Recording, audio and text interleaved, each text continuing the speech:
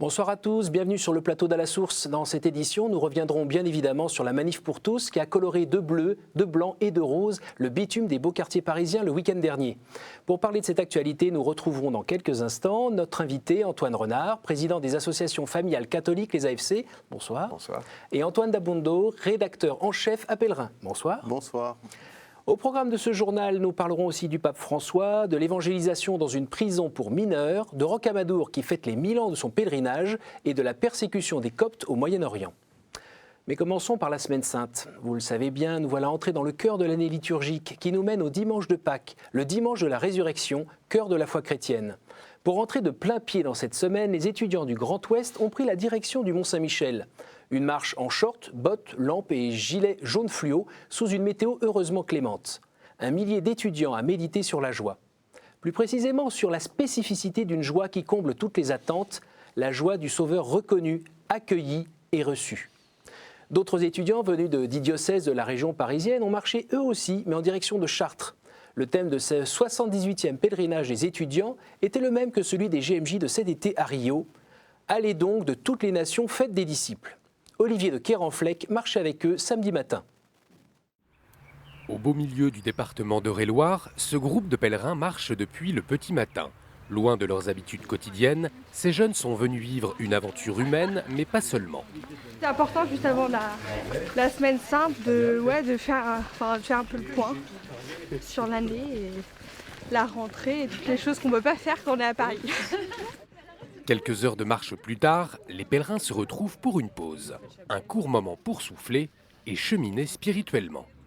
C'est une pause qui en même temps permet aussi de partager ensemble la parole de Dieu et d'entrer dans la Semaine Sainte, la grande semaine de l'année, la semaine la plus importante de l'année. La nuit va bientôt tomber et après une cinquantaine de kilomètres, les premiers pèlerins arrivent à Chartres. Super heureux, pas facile du tout, c'était la première fois que je marchais aussi longtemps. Un effort physique qui prend toute sa dimension à quelques heures de la célébration de la messe des rameaux. C'est d'abord l'occasion d'entrer dans la Semaine Sainte, d'entrer avec le Christ dans cette montée vers Jérusalem, de pouvoir être unis à lui dans le don de lui-même, dans la mort sur la croix. La fatigue n'a pas empêché les pèlerins de louer et prier toute la soirée au pied de la cathédrale de Chartres. Un bel avant-goût pour certains d'entre eux des prochaines Journées mondiales de la jeunesse. Avec l'autorisation du pape François, le cardinal Jaime Ortega, archevêque de la Havane, a révélé le contenu de l'intervention de l'ex-cardinal Bergoglio lors des congrégations générales. Dans cette intervention, le prélat argentin a dit que l'Église doit sortir d'elle-même et aller dans les périphéries, non seulement géographiques, mais aussi existentielles, et qu'elle ne peut être autoréférentielle, prise dans un certain narcissisme théologique. Des orientations que l'on a entendues de la voix même du Saint-Père ce mercredi lors de l'audience générale. Vivere la Semana Santa seguendo Gesù vuol dire imparare ad uscire da noi stessi per andare incontro agli altri. Uscire da se stessi, da un modo di vivere la fede stanco e abitudinario, dalla tentazione di chiudersi nei propri schemi che finiscono per chiudere l'orizzonte dell'azione creativa di Dio. Dobbiamo uscire, cercare con Lui la pecorella smarrita, quella più lontana. Alors ceux qui ont suivi cette audience en direct sur KTO auront sans doute noté que le Saint-Père n'a parlé qu'en italien, même aux hispanophones présents sur la place Saint-Pierre. Une surprise. On indique au Vatican que le nouveau pontife entend montrer par là son souci d'égalité entre les fidèles, quelle que soit leur langue. Enfin, on a aussi appris que le Saint-Père compte demeurer à la maison Sainte-Marthe jusqu'à nouvel ordre et non pas emménager dans le palais pontifical. Aujourd'hui, jeudi saint, le pape François est allé célébrer la messe de la Seine à la Casale del Marmo, une prison pour mineurs de Rome. Une messe non retransmise par la télévision. C'est devant près d'une cinquantaine de jeunes détenus que le Saint-Père a lavé les pieds de 12 d'entre eux, de nationalités et de confessions différentes. Comment le message chrétien peut-il être reçu dans une telle prison? C'est la question que Marine Wolf a posée au père Damien Varnant, aumônier depuis septembre de l'établissement pénitentiaire pour mineurs de Porcheville, dans les Yvelines. L'aumônier a une place qui est très reconnue, donc ça c'est quelque chose qui facilite vraiment le contact avec les jeunes. Moi, très concrètement, ce que je fais, c'est que je rencontre tous ceux qui viennent d'arriver. C'est l'occasion de faire connaissance avec chacun d'entre eux. Une minorité de chrétiens en prison, c'est vrai qu'il y a notamment un certain nombre de musulmans, ils le prennent comme une visite gratuite. Et je crois que c'est là aussi notre place d'aumônier dans les prisons, c'est d'être un petit peu témoin de la bienveillance de Dieu pour tous, voilà, sans distinction. Et c'est là qu'on est déjà un petit peu témoin de la bonne nouvelle auprès de tous. Avec certains, on arrive un petit peu à parler de prière, on arrive à parler de leur famille aussi. On essaye de leur parler de la vie, tout simplement, de ce qui compte pour eux dans la vie, de leur vie avant, de leur vie après l'incarcération, de leur vie pendant également. Simplement, un regard de bienveillance parfois suffit à... Enfin, suffit, c'est un petit peu ambitieux de dire ça, mais peut parfois contribuer en tout cas à redonner un petit peu de goût à l'existence. Demain, vendredi, à l'heure où tous les tabernacles seront vides et ouverts, les chrétiens seront appelés à refaire symboliquement le chemin de croix que suivit Jésus. Cette tradition est née au XIVe siècle à Jérusalem, quand les franciscains invitaient les fidèles à participer à la passion de Jésus en marchant du tribunal de Pilate au calvaire. Une dévotion qui s'est répandue dans le monde chrétien, comme ici, en Corse, à Porto Vecchio. À la place du cours de catéchisme mardi dernier, une centaine d'enfants de 5 à 15 ans ont cheminé à travers la ville, guidés par le Père Constant. Sibylle Delettre y était. Nous allons suivre Jésus pas à pas dans les rues de Jérusalem il y a 2000 ans, dans les rues de Porto Vecchio ce soir. Les enfants, ce n'est pas une simple promenade, c'est une prière. Nous chantons la croix du Seigneur qui se dresse sur l'univers. Nous avons vécu un temps de prière avec les enfants du catéchisme au cœur de la Semaine Sainte pour leur faire approfondir, les aider à approfondir le mystère de la croix. Nous avons essayé d'approprier cette prière plus intimement avec le langage des enfants. Troisième station, Jésus tombe pour la première fois. Jésus, c'est un peu... Je l'aime beaucoup parce que c'est lui qui nous a sauvés. J'ai prié parce que j'avais envie de venir et j'ai bien aimé ce moment.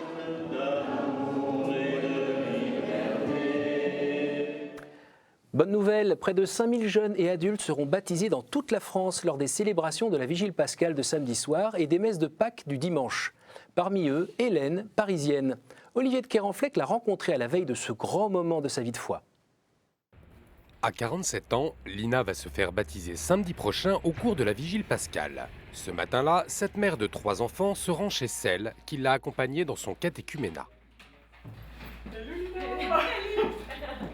D'origine indienne et née à Madagascar, Lina a grandi dans un univers multiculturel où elle était exposée à diverses religions. Sa demande de baptême fut précédée d'un fort combat intérieur. Je mettais ma liberté finalement au-dessus de tout, par manque de foi certainement. Je pensais que de ne pas choisir faisait de moi une personne libre et entière.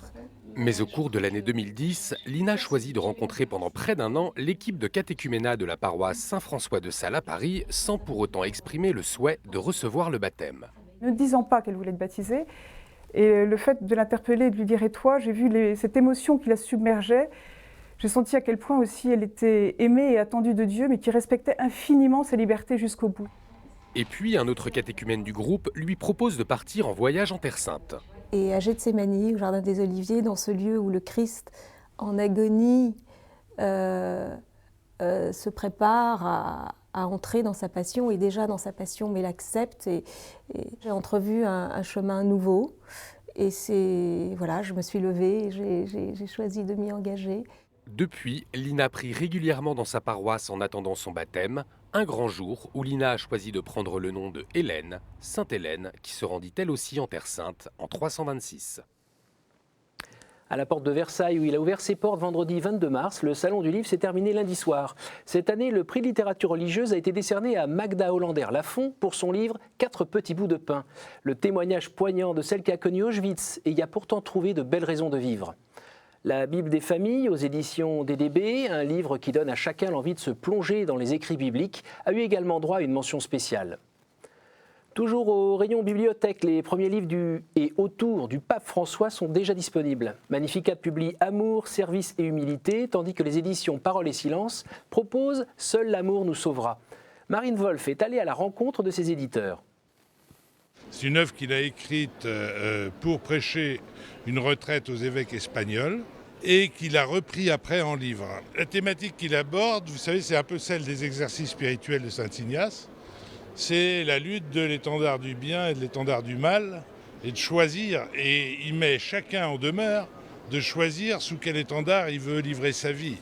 Et ce qui est extraordinaire, c'est que cette méditation, il l'a fait faire à des évêques. Et il met les évêques en face des défis du monde moderne, du monde postmoderne, avec le divertissement, avec le relativisme, etc., et la désaffection religieuse, et une certaine crise de l'Église. Seul l'amour nous sauvera, c'est un recueil de 21 homélies du Saint-Père, mais quand il était encore cardinal à Buenos Aires. Il prêche en commentant uniquement la parole de Dieu. Ce sont des homélies liées à une proclamation de la parole. Et je trouve que c'est un aspect assez spécifique du pape François, c'est qu'il donne finalement comme nourriture à son peuple la parole de Dieu. Toujours dans l'actualité, ce lundi 25 mars, Monseigneur Norbert Turini a présidé l'ouverture du Jubilé à l'occasion des 1000 ans du pèlerinage de Notre-Dame de Rocamadour. Il était accompagné de tous les prêtres et diacres du diocèse de Cahors pour ouvrir cette année d'action de grâce. À Rocamadour, entre ciel et terre, des centaines de pèlerins sont venus rendre grâce pour les miracles accordés par la Vierge Noire. L'ouverture du Jubilé était également l'occasion de demander à Dieu sa miséricorde et recevoir l'indulgence plénière. On est venu saluer tout le monde, on est venu saluer Notre-Dame aussi, puisque c'est elle qui ici même a dénoué notre histoire, qui mettait un petit peu de temps à opérer, et donc qui a abouti à notre mariage l'année dernière. Que vive mon âme te louer. Car rien n'est impossible à Dieu. C'est sur cette phrase de l'évangile de Saint Luc que porte le thème du Jubilé. Les pèlerins l'ont médité au travers du chapelet, avec ferveur, tout au long de la route qui les a menés à la porte du sanctuaire. L'ouverture de la porte qui mène à la basilique Saint-Sauveur a représenté le point d'orgue de ce début de Jubilé.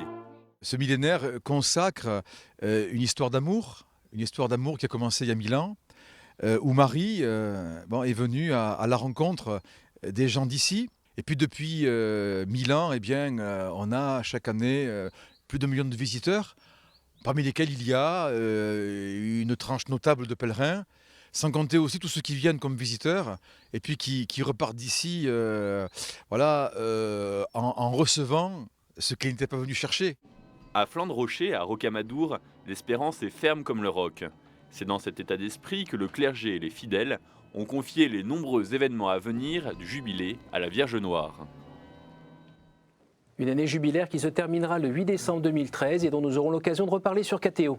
Comme je vous l'ai dit au début de ce journal, prenons le temps de revenir sur la grande manifestation de dimanche dernier contre la loi Taubira. Une foule historique, une mobilisation qui ne faiblit pas, beaucoup de manifestants venus de toute la France, comme ceux-ci, partis d'Angoulême, que Charles-François Brejon a suivis dès leur arrivée en train. Il est 11h15 ce dimanche matin à la gare Montparnasse à Paris. Parmi la foule des manifestants, un groupe de 200 venus de Charente, plus motivés que jamais. Angoulême, on reviendra encore s'il faut. Nous sommes libres de penser et nous exprimons notre opinion. Pas d'association, pas de religion, juste nous.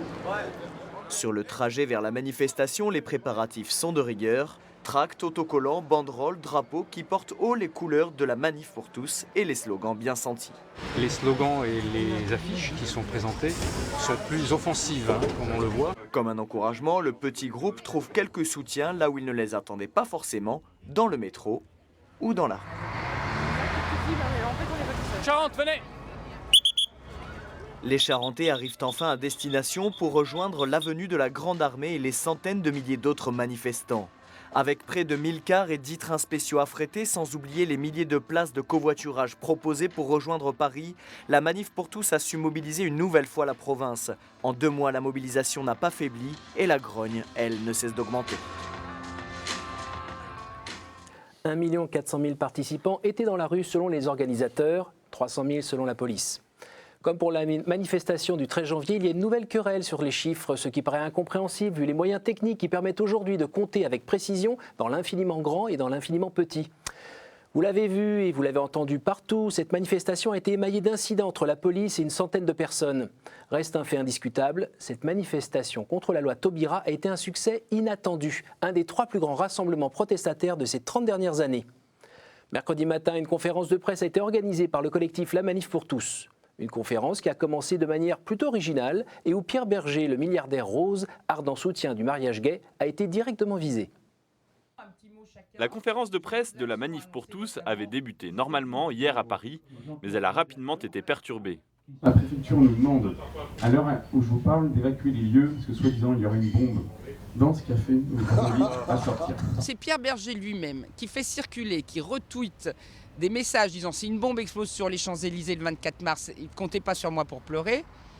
On commence à avoir les effets réels de ces appels à la violence, à l'attentat. Et aujourd'hui même, nous déposons une plainte contre Pierre Berger pour appel à la violence, pour appel à attentats et actes terroristes. Et je ne peux pas dire que ça ne puisse pas tomber mieux que le jour où nous-mêmes, nous sommes victimes d'une alerte à la bombe et où tous les effectifs de police sont venus déminer le bar où nous étions. Des alertes à la bombe aux bombes lacrymogènes, les porte-paroles du mouvement contestataire ont appelé les victimes des violences des forces de l'ordre à porter plainte. Ces débordements ont cependant concerné une faible minorité des manifestants. C'est une manifestation historique, une manifestation qu'on ne peut pas nous voler, dont on ne peut pas nous voler le succès. Une immense foule réunie entre l'arche de la fraternité et l'arc de triomphe et débordant dans toutes les avenues adjacentes, les grandes avenues qu'on a dû conquérir en négociant avec la police pour que simplement la foule puisse être présente. Elle a piétiné et je tiens à remercier toutes les personnes qui, malgré des conditions extrêmement difficiles, sont restées pendant des heures dans le froid parce que l'hiver malheureusement était encore là et qui ont pu montrer à notre pays que notre mouvement s'amplifie. Un mouvement qui s'amplifie mais dont l'esprit reste le même, déterminé et pacifique. Majoritairement pacifique, mais la situation demeure tendue depuis dimanche. Sur les réseaux sociaux, des manifestants appellent à durcir le combat. Certains se sont fait notamment remarquer en chahutant des ministres lors de leur déplacement ou en accueillant François Hollande à France Télévisions. Aujourd'hui à l'Assemblée, une proposition de loi visant à autoriser la recherche sur l'embryon et les cellules souches embryonnaires a été examinée. En France, où l'on s'apprête à ne plus tester de crème de beauté sur les animaux, on pourrait bientôt se servir des embryons humains comme matière première pour la recherche. Totalement opposée à ce projet, la Fondation Jérôme Lejeune invite chacun à signer une pétition en ligne afin de rejoindre les milliers de signataires qui veulent interdire ce type de recherche. Voici venu le temps d'écouter le billet de Monseigneur Di Falco.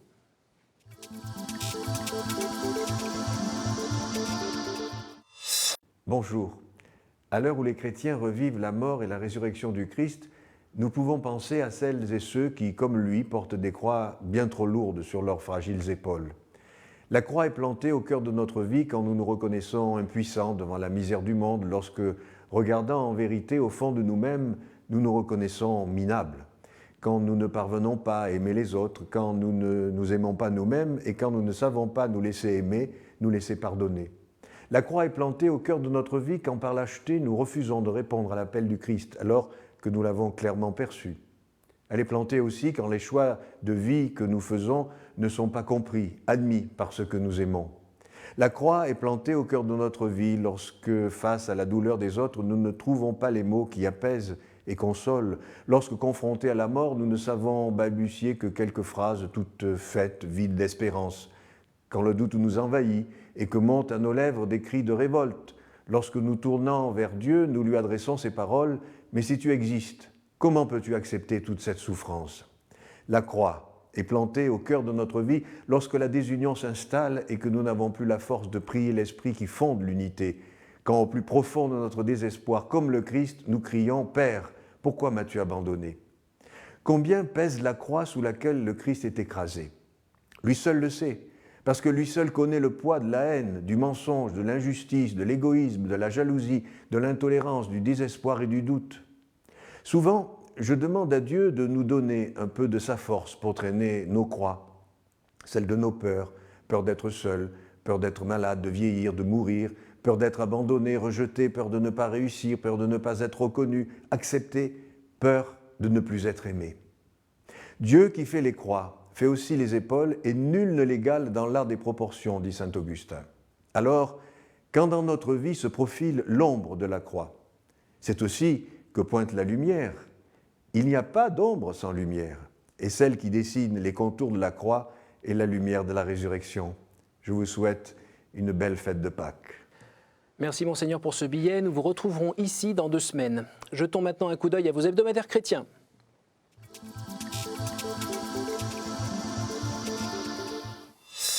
Au sommaire de vos hebdomadaires chrétiens cette semaine, du court, du moyen et du long terme. Le court terme, c'est avec la couverture de Famille chrétienne qui revient sur la grande manifestation de dimanche dernier. Le ton de l'éditorial est celui de l'action. Il y a là une force déterminée, familiale et joyeuse qui échappe aux commentateurs attitrés et qui sourd du plus profond des provinces françaises, prête à revenir une 3e fois s'il le faut. Le moyen terme est illustré par la couverture de la vie avec le Christ de Rio qui rappelle l'arrivée prochaine des JMJ. On voit aussi un triple A en couverture, celui des 3 continents américains, asiatiques et africains que le magazine présente comme les nouveaux mondes catholiques. Enfin, le long terme, c'est avec la couverture de Pèlerin qui illustre avec ce pape tout sourire rayonnant de la joie de Pâques. C'est le sujet principal de ce numéro sur la joie de croire, une thématique lumineuse en ces temps sociaux un tantinet troublés. Place maintenant à notre dossier.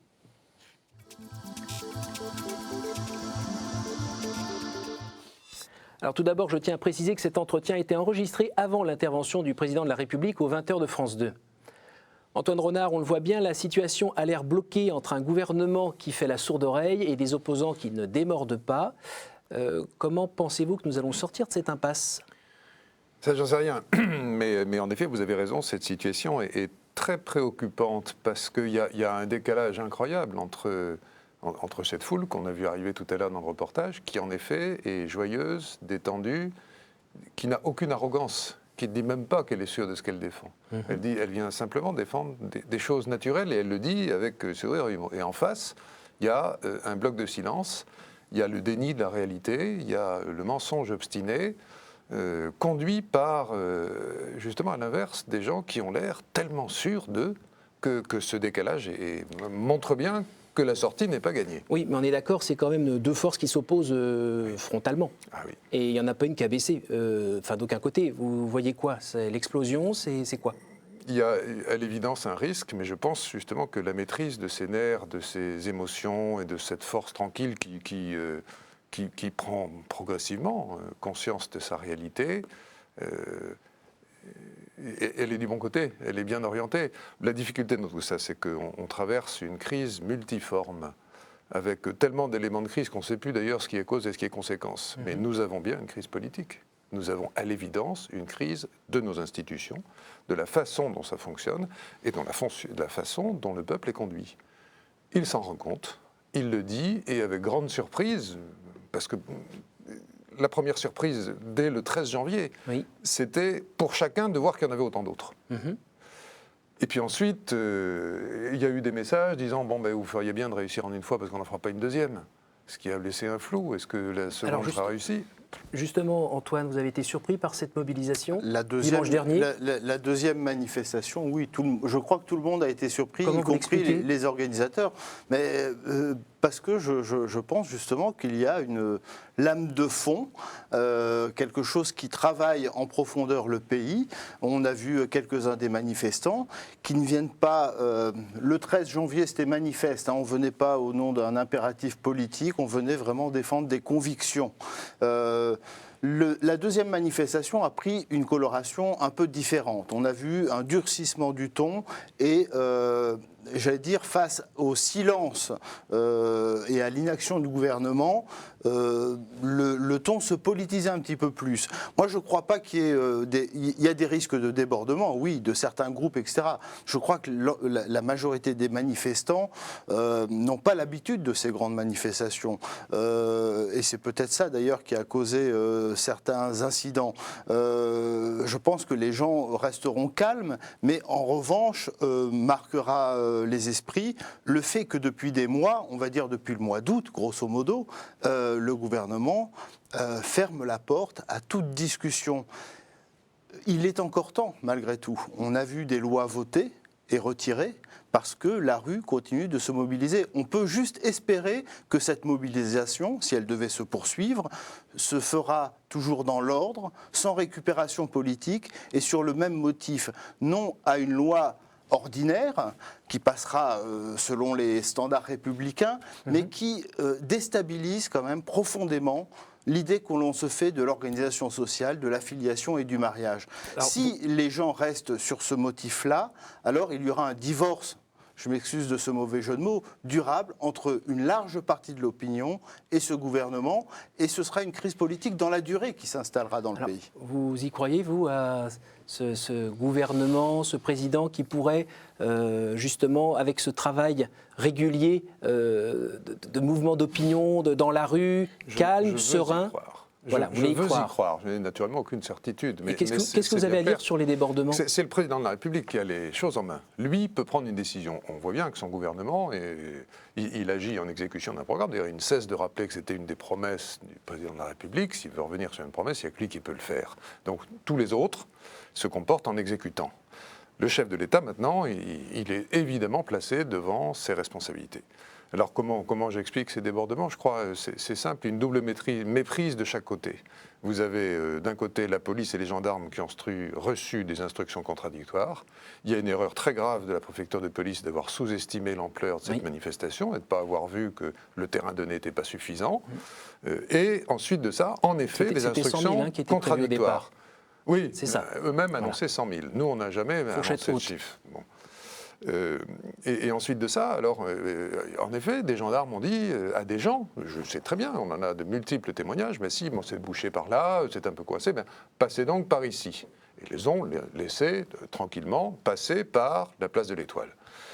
Donc, il y a eu ce phénomène, et après ça, il y a eu un durcissement, donc de toute évidence des instructions contraires, assez fortes, d'ailleurs la gendarmerie a été remplacée par les CRS, et puis c'est devenu violent, agressif.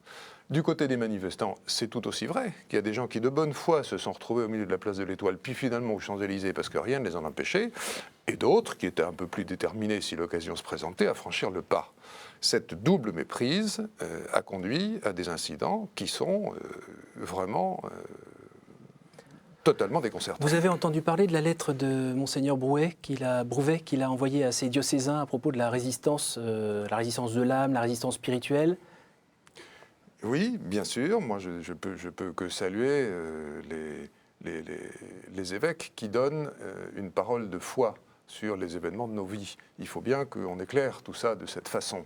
Et ensuite de ça, chacun doit prendre la mesure des choses, le sens de ses responsabilités, en sachant de fait que le sujet qui nous mobilise apparaît de plus en plus important à de plus en plus de gens.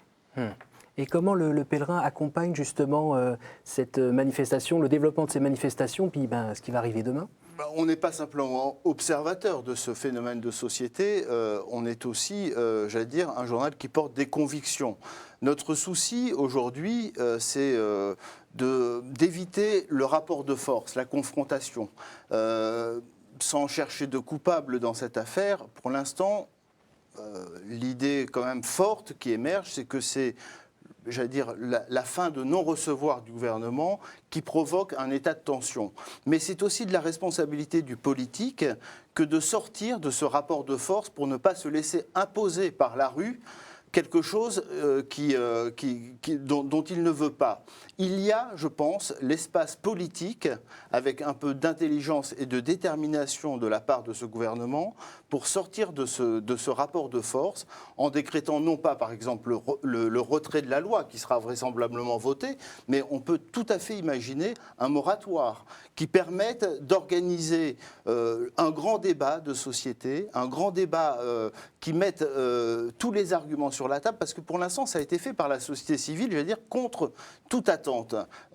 Maintenant, il est temps de reposer les choses sur la table et de sortir de cette confrontation en admettant que le pays n'est pas prêt à une loi ordinaire qui va chambouler énormément de choses, comme l'ont montré les psychanalystes, les juristes, une partie des grandes sagesses des églises, mais aussi une partie des citoyens communs qui ne veut pas être bousculé dans ce qui fait l'organisation sociale, les rapports familiaux, les liens de filiation, le droit des enfants. Merci Antoine.